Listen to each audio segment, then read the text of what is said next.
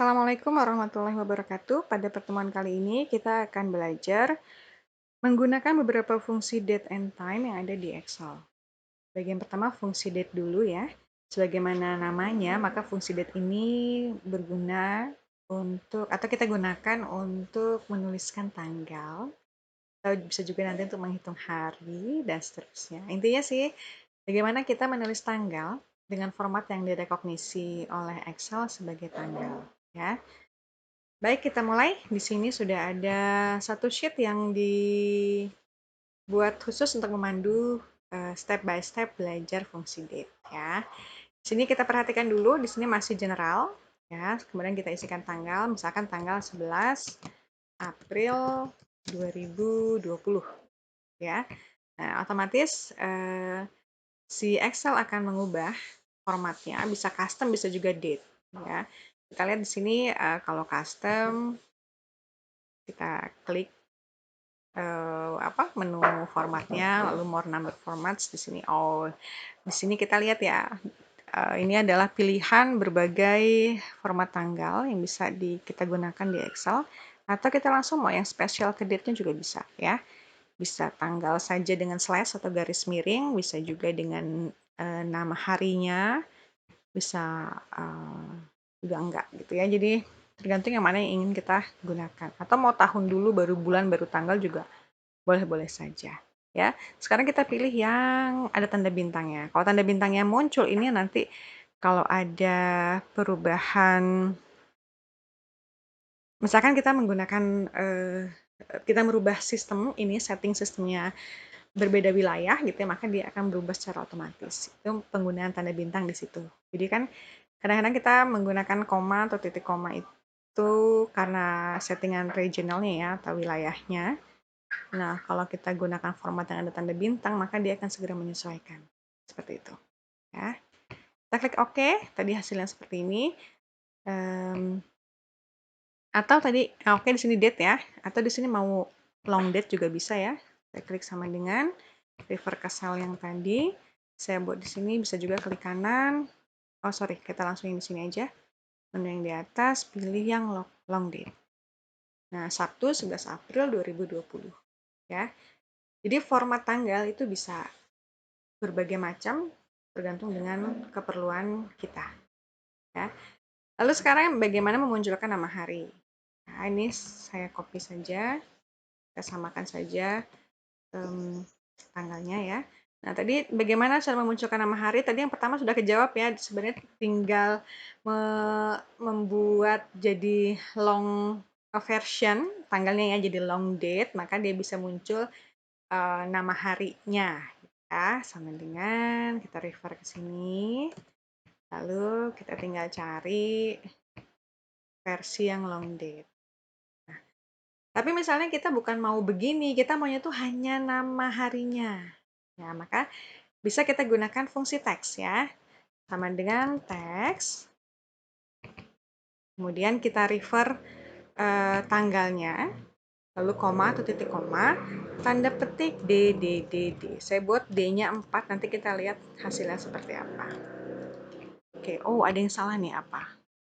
Teks C8, D, D, oh sorry, di sini ada tanda minusnya. Teks space. Nah, Sabtu. Ya, ini tadi hanya memunculkan nama harinya saja tanpa tanggalnya, gitu ya. Menggunakan fungsi teks, lalu kita refer sel yang mengandung atau yang memuat tanggal, lalu kita ketikkan DDD. Nanti sama memunculkan nama bulan juga pakai month ya, atau year-nya, tahunnya menggunakan Y. Kita praktek saja di sini ya, misalkan di sini adalah bulannya. Teks per format teksnya misalkan itu. Oke, maka yang muncul adalah nama bulannya. Kalau tahun pakai YYY. Sama dengan teks.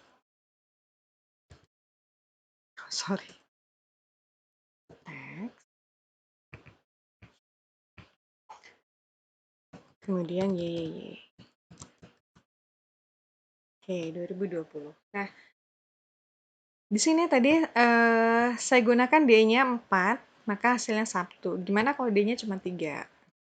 Oh, hanya Sab, gitu ya. Bagaimana kalau D-nya hanya 2? Tanggalnya. Oke, jadi di situ perbedaannya ya antara penggunaan teks ini D-nya 2, 3, atau 4. Ya. Kalau mau yang komplit dibuat 4. Kalau yang singkatnya, versi singkatnya ada di 3 digit. Kalau cuma 2 digit dia akan memunculkan tanggalnya. Gitu caranya ya. Berikutnya sekarang ke fungsi now. Now ini untuk menunjukkan saat ini ya, tanggal saat ini dan jamnya. Oke, sama dengan now. Kemudian tinggal kita tambahkan tutup kurung saja, lalu enter, maka akan muncul tanggal dan jamnya. Ya, kemudian fungsi today sama dengan now, hanya saja di fungsi today tidak ada jam, ya, tidak ada waktu. Oke, seperti itu, ya. Lalu fungsi date. Nah, kalau fungsi date ini menunjukkan tanggal yang sama di beberapa bulan sebelum atau sesudah tanggal tersebut. Ya, ini saya copy dulu tanggalnya yang di sini. Oke, kemudian saya gunakan fungsi idit. Nah, di sini diminta untuk menunjukkan 15 bulan setelah tanggal yang dirujuk, ya. Oke, sama dengan kita gunakan fungsi idit. Kita klik sel yang dimaksud, di situ start date-nya, titik koma, lalu berapa bulan? Tadi diminta 15 bulan setelah, maka positif nilainya ya, 15. Maka 15 bulan setelah 11 April 2020 adalah 11 Juli 2021. Gitu ya. Sekarang kalau sebelumnya gitu ya. Oke, kita pakai juga sama dengan edit. Lalu start date-nya ini kita gunakan karena sebelum, maka kita gunakan tanda minus 5 bulan sebelum tanggal tersebut.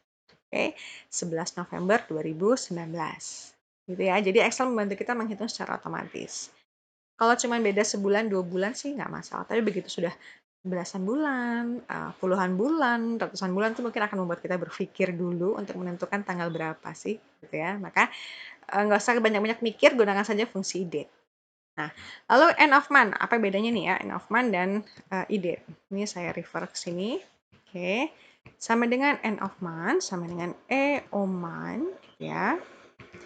Lalu start date-nya ini, kemudian berapa bulan gitu ya. Saya samakan supaya terlihat perbedaannya 15 bulan setelah itu. Oke.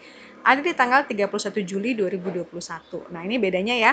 Kalau e-date itu menunjukkan tanggal yang sama, kalau end of month atau EO month itu menunjukkan tanggal terakhir di bulan tersebut ya. Di bulan tersebutnya di sini di bulan yang ke berapa yang kita minta. Oke, jadi kalau pakai e-date itu tanggal 11 Juli, kalau contoh di sini ya, maka pakai end of month itu atau EO month itu menjadi tanggal 31 Juli. Nah, sama nih kita gunakan kalau 5 bulan sebelum, ya. Sama dengan EO month, lalu start date-nya ini titik koma karena sebelum gunakan minus 5. Nah, oke, bentuknya seperti ini nih karena formatnya masih general, ya. Kita gunakan date, short date ya. Jadi deh begini. Jadi 5 bulan sebelumnya, akhir bulannya bertanggal 30 November. Gitu ya. Kalau pakai e-date tanggal 11 November. Sama tanggalnya, gitu ya. Hanya berbeda bulannya, tapi kalau end of month itu adalah akhir bulan di bulan kesekian setelah tanggal yang dirujuk. Nah, gunanya apa sih e-date dan end of month itu biasanya digunakan untuk menentukan tanggal jatuh tempo. Baik surat berharga, wesel, apapun lah yang kaitannya dengan jatuh tempo.